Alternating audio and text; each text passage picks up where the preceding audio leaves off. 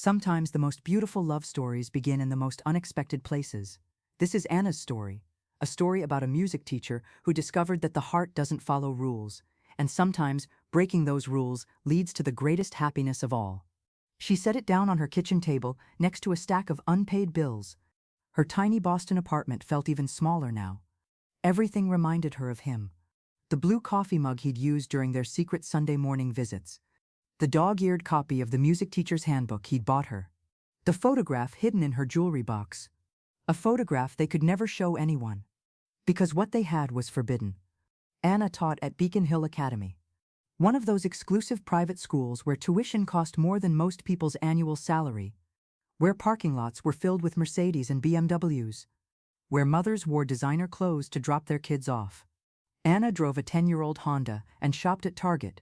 But she loved her job.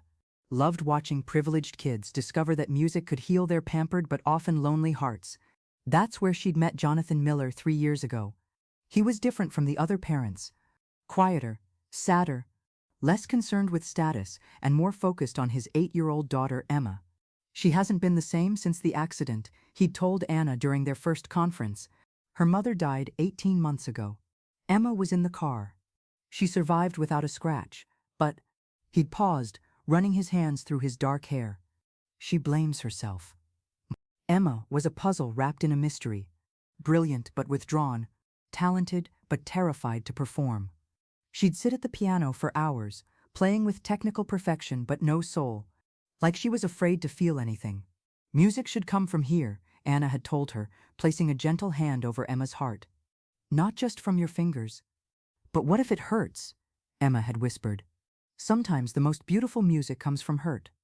Anna stayed late every Tuesday and Thursday, giving Emma extra lessons.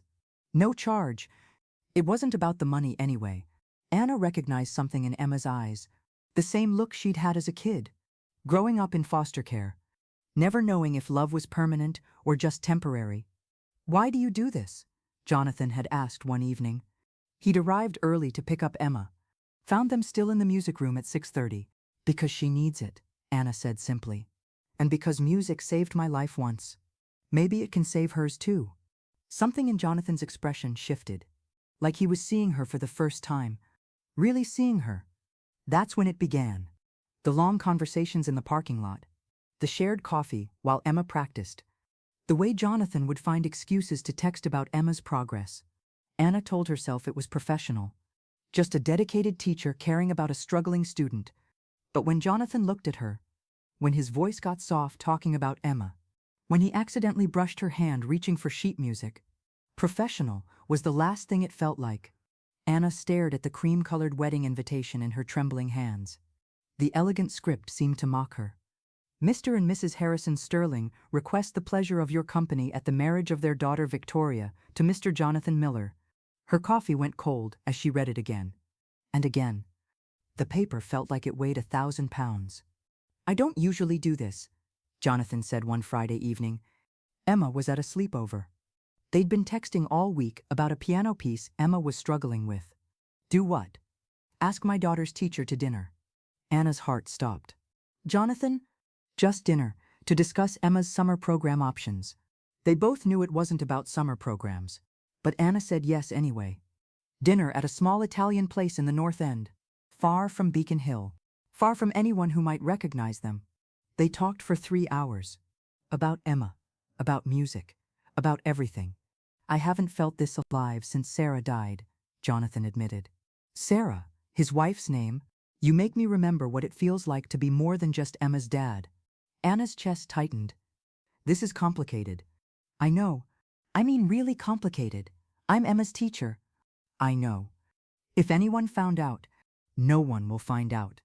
But secrets have a way of growing." What started as one dinner became weekly dinners. Coffee dates turned into long walks along the Charles River. Text messages became phone calls that lasted until midnight. "I think about you constantly," Jonathan confessed one evening. They were sitting in his car outside Anna's apartment building, like teenagers afraid to be seen. "This is crazy," Anna whispered. "But it doesn't feel crazy. It feels like the first real thing I've felt in years." For 8 months, they lived in the spaces between, stolen moments after school, Careful meetings in different neighborhoods. Learning to love in secret. Anna had never been happier or more terrified. What happens if someone sees us? She asked.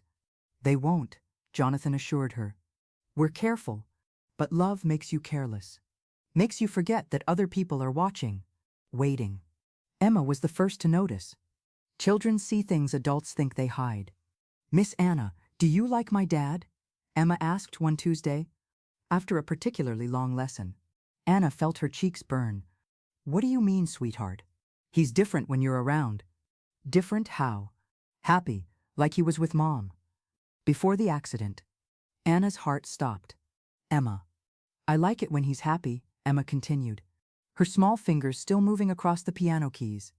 He doesn't cry at night anymore, when you're around. He doesn't cry? He used to.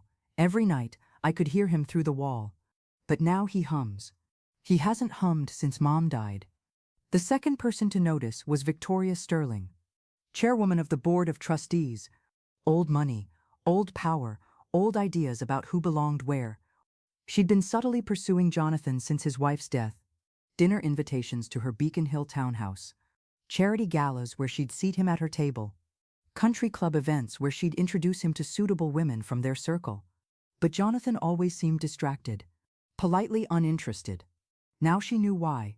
There's something inappropriate happening, Victoria told Principal Whitman. They were in his corner office, overlooking the courtyard, between Anna Chen and Jonathan Miller. Inappropriate how? The way they look at each other during school events. The after-hours meetings. The text messages. How do you know about text messages? I have my sources. Victoria's source was her daughter Chloe, a sophomore who'd noticed Anna checking her phone constantly, smiling at messages, acting dreamy and distracted. It's totally obvious, Chloe had reported. She's like in love or whatever. And Mr. Miller was here yesterday when I stayed late for yearbook. He brought Miss Chen coffee. Starbucks, not the gross stuff from the teacher's lounge. The investigation was swift and surgical. Phone records subpoenaed. Security footage reviewed. Other teachers questioned.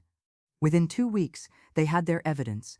Video of Jonathan and Anna talking intimately after a parent-teacher conference. Records showing dozens of text messages outside school hours. A teacher who'd seen them holding hands in the parking lot. Anna, we need to discuss your conduct, Principal Whitman said. It was a Thursday afternoon. Emma had just left after her lesson. Anna knew immediately. The formal tone. The way he couldn't quite meet her eyes. Is this about Jonathan? Mr. Miller, yes. We have evidence of an inappropriate relationship. This violates our faculty conduct policy. What evidence? Text messages, video footage, witness testimony. We're a prestigious institution, Anna. Our families trust us to maintain appropriate boundaries. A romantic relationship between a teacher and a parent. It compromises your professional judgment. Creates conflicts of interest. Makes other parents question your objectivity. Anna felt the walls closing in. What does this mean? It means we're terminating your contract. Effective immediately. But my students will be reassigned to other teachers. I'm sorry, Anna. You're a gifted educator. But we simply can't allow this to continue. The walk to her car felt like a death march. 3 years of building relationships with students. 3 years of making a difference. Gone. Just like that. She didn't get to say goodbye to Emma. Didn't get to explain why she wouldn't be there next week. One day she was there. The next day, she wasn't. Just like Emma's mother. Jonathan found out when he arrived for pickup. Where's Miss Anna? Emma asked. She didn't show up for our lesson. A substitute teacher Anna had never seen before was packing up Emma's sheet music. Miss Chen is no longer with the school, the woman said curtly. What do you mean? Jonathan's voice was sharp. You'll need to speak with Principal Whitman. The meeting with Principal Whitman was brief and devastating. Your relationship with Miss Chen violated school policy. What relationship? But Jonathan's denial sounded hollow, even to himself. We have extensive documentation. This puts us in a difficult position with the board, especially given Miss Chen's background. Her background? Scholarship student from the wrong side of town. Not exactly our usual demographic. The classism hit Jonathan like a slap. What are you implying? I'm saying appearances matter here. Our families expect a certain caliber of faculty. Anna is the most talented teacher you've ever had. Perhaps. But talent isn't enough when judgment is compromised. The board has spoken. The decision is final. Jonathan drove straight to Anna's apartment. She was sitting on her couch in yoga pants and an old sweater, still in shock. "This is my fault," he said. "I should have been more careful. I should have protected you better." Anna looked up at him with hollow eyes. "Protected me from what? From loving you? From the consequences of loving you. I knew this would happen eventually." "Did you?" Rich guy, poor teacher, secret relationship. It's like a bad romance novel. "I thought we were different." We are different. Are we? Because it feels pretty predictable right now. I got fired, you get to keep your life. That's how these stories always end. Anna, don't. Don't what? Tell the truth? "I'll fix this. I'll talk to the board. I'll make them understand." "No." Anna's voice was firm. "That will only make things worse. Victoria Sterling hates everything I represent. If you defend me publicly, she'll destroy both of us. And Emma will be caught in the middle. So what are we supposed to do? We end this." The words hung in the air like smoke. "Anna, Emma needs stability right now. She's already lost one woman she trusted. If this gets uglier, if it becomes a public scandal, she'll lose even more, including her relationship with her father. I can't just walk away from you." "Yes, you can. You have to. For Emma's sake. She's what matters here. Not us, not our feelings. Her." Jonathan sat down heavily beside her. "I love you." It was the first time he'd said it out loud. "I love you too. That's why I have to let you go." Anna left Boston 3 days later, took a job at a public middle school in Portland, Maine, teaching kids who couldn't afford private lessons, kids who reminded her of herself. It was good work, important work. But every day felt like swimming through molasses, going through the motions of living. She rented a small house near the water, adopted a rescue dog named Melody, started running at dawn along the rocky coastline, trying to exhaust herself enough to sleep, to stop dreaming about Emma's laugh, about Jonathan's hands, about the family she'd almost had. For 10 months, she built a new routine, new students who needed her, new colleagues who became friends, a new life that looked good on paper, but felt hollow inside, like she was watching someone else's life, someone who looked like her, but wasn't really her. Then her phone rang on a Tuesday evening, unknown Massachusetts number. "Hello? Miss Anna. It's me, Emma." Anna dropped into the nearest chair. "Emma? Sweetheart, how did you get my number?" "I found it in Dad's phone. He kept it under Anna. Do not call." "Are you okay? Is everything all right?" "I miss you," Emma whispered. "I miss our lessons. I miss how Dad used to smile when he picked me up. Why did you leave without saying goodbye? Did I do something wrong?" Anna closed her eyes against the pain. "Oh, honey, no, you didn't do anything wrong. Sometimes adults have to make really hard choices. Choices that hurt, but are supposed to protect people we love. I don't understand." "I know. I wish I could explain it better. Dad cries again, at night. I thought you said he stopped crying." "He did, when you were here. But now he cries more than before. And he won't tell me why. He just says some things are too complicated for kids to understand." Anna's heart shattered. "Emma, I need you to know something." "What?" "Everything that happened, it was about grown-up rules. Not about you, never about you. You are the most amazing kid I've ever known. And I think about you every single day." "Really? Really? Will I ever see you again?" The question Anna had been dreading. "I hope so, when you're older maybe. When things are less complicated." "That's what Dad said too." He said that?" "Yeah, when I asked if he still loved you." "What did he tell you?" "He said loving someone and being with them are sometimes different things." That made me sad. After hanging up, Anna sat in her empty house and cried. For Emma, who deserved better. For Jonathan, who was suffering in silence. For herself, who had run away instead of fighting. For all the ways love could be right and wrong at the same time. She called in sick the next day. Drove 4 hours back to Boston. Not to win Jonathan back, but to give Emma what she deserved, a proper explanation, a real goodbye. Closure that actually closed something instead of leaving it hanging open. She waited in the Beacon Hill Academy parking lot, watched from her car as parents picked up their children, saw Jonathan's black BMW pull up, watched Emma run to the car. Still the same bouncy ponytail, still the same purple backpack. But something in her posture looked defeated, older. Anna got out of her car and walked over. Emma! Emma turned, and her face lit up like Christmas morning. Miss Anna, you came back. She threw herself into Anna's arms. I knew you would. I told Dad you would. Anna hugged her tight, breathing in the familiar smell of her strawberry shampoo. Over Emma's head, she met Jonathan's eyes. The pain there was devastating. Hi, he said quietly.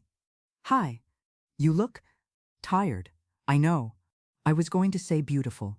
Even when I'm tired, especially when you're tired. They stood there drinking each other in. 10 months of separation collapsed into seconds. Why are you here? He asked. For her, she called me. I know, I found the number in my phone log. Are you angry? No, impressed. That she found it. That she was brave enough to call, braver than her old man. Dad's been sad, Emma announced, still wrapped in Anna's arms. Emma, Jonathan warned. He has, and he talks to your picture. What picture? The one from the school picnic. He thinks I don't know he has it. But I do. Anna looked at Jonathan. You kept a picture? His cheeks reddened. Emma, why don't you go get your things from the car? When they were alone, the air between them crackled. You shouldn't have come, Jonathan said. I know. It just makes this harder. I came to explain, to Emma. She deserves better than the way I left. We all deserve better than the way you left. The words stung because they were true. I was protecting her, protecting you. By running away? By not making it worse. Anna, it couldn't get worse. We were miserable before. We're miserable now. At least before we had each other.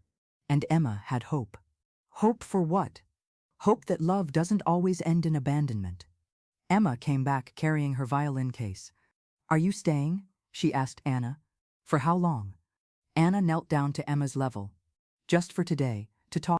About what? About why I left. About why adults make stupid decisions sometimes.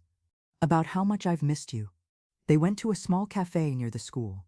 Neutral territory, Anna explained as best she could. About school rules.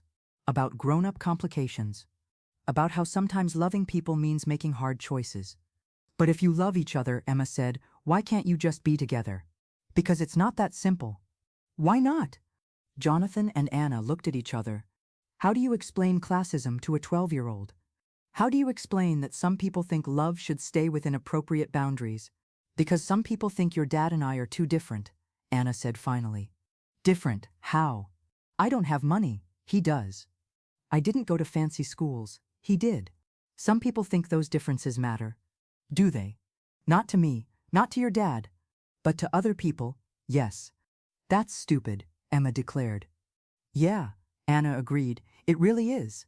So why do you care what stupid people think? Out of the mouths of babes.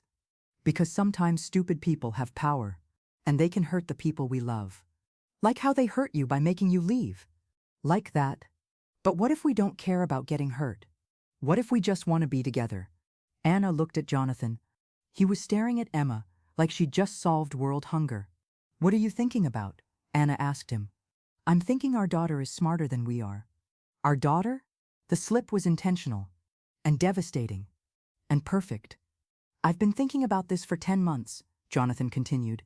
About what matters. About what I regret. And the only thing I regret is not fighting for us. For this. He gestured at the three of them around the small table. This family. Jonathan. No, let me finish. I spent 2 years after Sarah died feeling guilty for being alive. Feeling guilty for wanting to be happy again. When I met you, I felt guilty for falling in love. Like I was betraying her memory. But you know what I realized? Sarah would hate what I've become without you. She'd hate that Emma is sad again. She'd hate that I'm choosing fear over love. The board can fire you again, Anna pointed out. Let them try. I'm not a teacher anymore. I'm a private citizen who happens to be dating the father of a former student. There's no policy against that.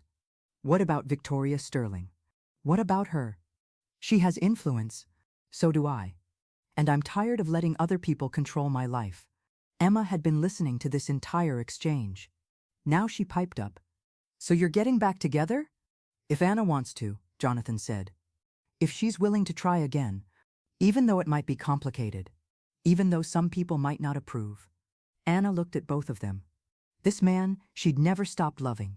This girl she'd never stopped missing. Yes, she said, I want to try again. 1 year later, they were married in Anna's backyard in Portland. Small ceremony. Just family and close friends. Emma played piano for the processional. A piece she'd composed herself called Coming Home. Some people from their old life didn't approve. Victoria Sterling certainly didn't. But most people saw what Emma had seen from the beginning. A family that belonged together. Anna opened a private music studio in Portland, teaching kids who couldn't afford traditional lessons. Jonathan started working remotely more often, flying to Boston only when absolutely necessary. Emma flourished in her new school, made friends who liked her for who she was, not for her father's bank account. Do you ever regret it? Anna asked on their 6-month anniversary. The move? The change? The gossip? Never. What about you? I regret the year we lost. But everything else led us here. To this life we built together. This family we chose. Emma was 13 now, confident and happy. She performed regularly at local venues. But more importantly, she felt secure, in a love that had weathered every storm. Thank you, she told Anna one evening. For what? For coming back. For showing me that love doesn't give up. Even when it's hard. Even when other people don't understand. Anna tucked Emma into bed. Even though 13-year-olds don't really need tucking in. Sometimes the best things in life are worth fighting for. Is that what you did? Fought for us? We fought for each other. All 3 of us. And now? Now we don't have to fight anymore. Now we just get to love each other. Out loud, where everyone can see. Emma smiled, sleepily. I'm glad you broke the rules. What rules? The stupid rules about who can love who. About what makes a family.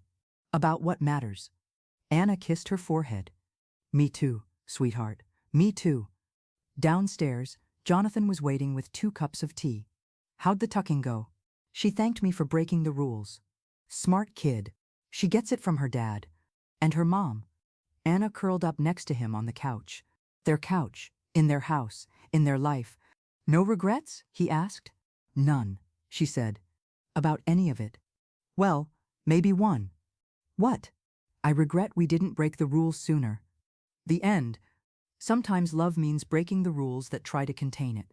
Sometimes the most forbidden love becomes the most beautiful family. And sometimes a child's wisdom shows adults that the heart doesn't recognize social boundaries. It only recognizes what's real.